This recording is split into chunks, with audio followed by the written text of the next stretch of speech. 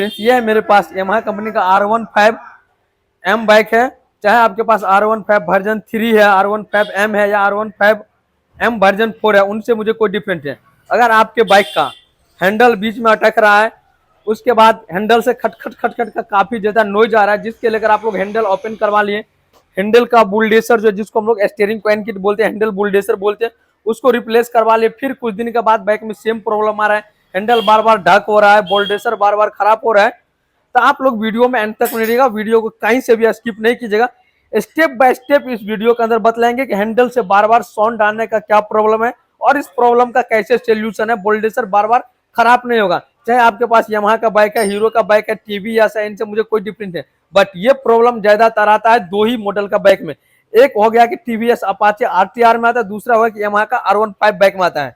उसके साथ Yamaha gladiator में भी आता था, यामाहा वही भी आर में भी आता, बट R15 में ये प्रॉब्लम मुझे काफी देखने को मिला है और इस प्रॉब्लम का हमने सॉर्ट आउट भी किए हैं जुगाड़ टेक्नोलॉजी से। बट आप लोग वीडियो में अंत तक मिलेगा, आपको डीपली कवर करेंगे वीडियो के अंदर। तो चलिए फटाफट से सबसे पहले बाइक का हम फ्रंट असेंबल को ओपन कर लेते हैं, हैंडल वगैरह ओपन कर लेते हैं। जस्ट उसके बाद इसमें क्या जुगाड़ होगा, इसको कैसे सेटिंग करना है, वो आपको बतलाएंगे। तब तक आप लोग बाइक के रिलेटिव नॉलेजेबल कंटेंट के लिए चैनल को सब्सक्राइब करके बेल आइकन प्रेस कर लीजिए, ताकि आने वाले लेटेस्ट वीडियो का नोटिफिकेशन सबसे पहले आप तक पहुंचे। देखिए बाइक का सॉकर असेंबल हमने फ्रंट से ओपन कर लिया। अब देखिए हैंडल बीच में बिल्कुल अटक रहा है, देखिए।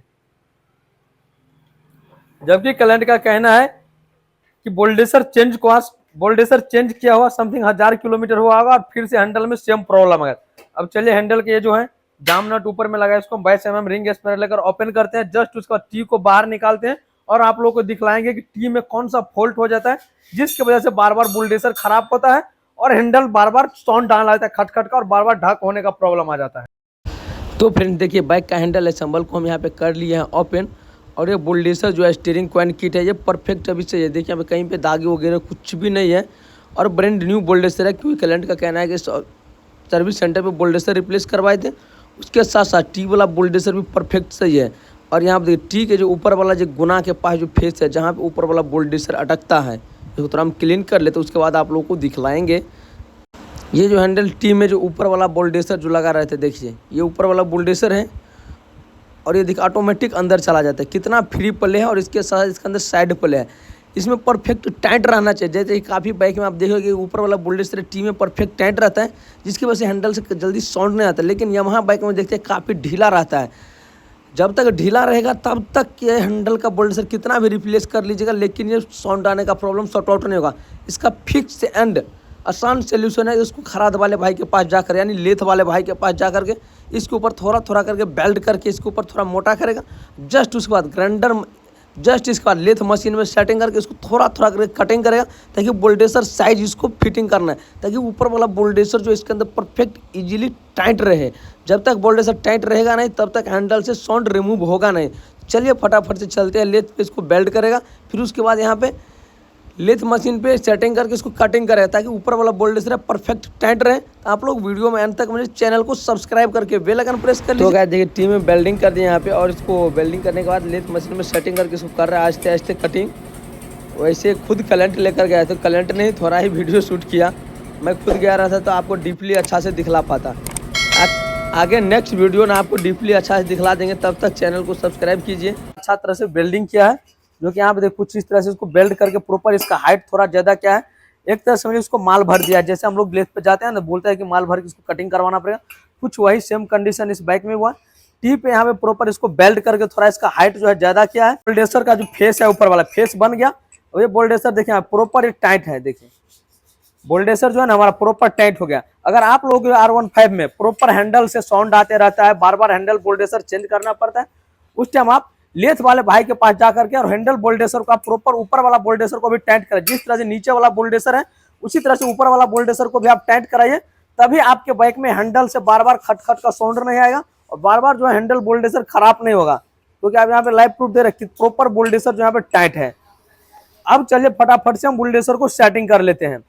देखिए बाइक का हैंडल का काम जो है मेरा कंप्लीट हो गया यहाँ पे, और हैंडल देखिए प्रॉपर स्मूथनेस वर्क कर रहे। देखिए हैंडल में बुलडेसर वगैरह हमने कुछ भी रिप्लेस नहीं किया, सिर्फ और सिर्फ लेथ वाले भाई के पास जाकर इसको बुलडेसर साइज का फेसिंग करवाया और प्रॉब्लम सॉर्ट आउट हो गया। अब चलिए फटाफट से बैक में सॉकर सेटिंग कर लेते हैं। जस्ट उसका फ्रंट व्हील वगैरह लगा करके बाइक को फाइनली हम टाइट कर लेते हैं, उसके बाद आप लोग को हैंडल दिखलाएंगे। क्योंकि आप देखिए हैंडल अभी तक तो प्रॉपर वर्क कर रहा है। पहले क्या था, हैंडल को बीच में छोड़ देते, बीच में इस तरह से अटक रहा था। अभी देखिए प्रॉपर स्मूथनेस वर्क कर रहा है। और वैसे हैंडल मूव करने से भी पता चल जाता है कि बीच में अटकते रहते हैं हैंडल। सो अभी प्रॉपर अटक नहीं रहा है। चलिए हम बाइक में फटाफट सॉकर वगैरह स्टार्टिंग कर लेते हैं। तो फ्रेंड देखिए बाइक का हैंडल का काम हमारा कंप्लीट हो गया। आप देखिए हैंडल हमारा बाइक का जो बीच में कहीं भी नहीं अटक रहा है। देखिए जैसे मूव कर रहा है वैसे ऑटोमेटिक मूव कर रहा है। और हैंडल को हमने यहाँ से इस नट को प्रॉपर टाइट कर दिया, व्हील का नट टाइट के सॉकर वगैरह का जो भी नट था सभी नट को टाइट कर दिया। अब देखिए हैंडल हमारा प्रॉपर वर्क कर रहा है। हैंडल में ना ही बोल्डेसर रिप्लेस किया, ना ही कोई काम किया है। सिर्फ और सिर्फ टी का बोल्डेसर साइज का हमने फेसिंग कराया, बोल्डेसर को टाइट किया और प्रॉब्लम सॉर्ट आउट हो गया। क्लाइंट जो बोला है अभी तक कि हमने इस बाइक में 47 या 46 किलोमीटर बाइक चला हुआ था, उतना दिन में हमने अभी तक 10 बोल्डेसर चेंज कर दिया। यानी कि प्रत्येक सर्विस में हम सर्विस सेंटर पे बोल्डेसर चेंज करवा देते थे, फिर भी कुछ दिन में सेम प्रॉब्लम आ जाता था। क्या आप लोग को बाइक में भी ऐसा प्रॉब्लम आ रहा है कि बोल्डेसर बार बार चेंज कर चुके हैं और प्रॉब्लम सॉर्ट आउट नहीं हो रहा है? तो उस टाइम आप एक बार इस ट्रिक का फॉलो कीजिए और देखिए प्रॉब्लम 100% सॉर्ट आउट हो जाएगा। और आप लोगों को बाइक में भी ऐसा प्रॉब्लम हुआ है तो आप एक बार हमें कमेंट करके जरूर बतलाएं, तभी पता चलेगा कितने बाइक में ऐसा प्रॉब्लम आता है। क्योंकि आपको लाइव प्रूफ दिखलाए हैं। और देखिए यहाँ पे प्रॉब्लम हैंडल का सॉर्ट आउट हो गया, बीच में आप अटक भी नहीं रहा, सभी नट को प्रॉपर टाइट कर लिया, हैंडल अब ढाक भी नहीं है। इसी तरह से और भी नॉलेजेबल कंटेंट के लिए चैनल को सब्सक्राइब करके बेल आइकन को प्रेस कर लीजिए, ताकि आने वाले लेटेस्ट वीडियो का नोटिफिकेशन सबसे पहले आप तक पहुंचे।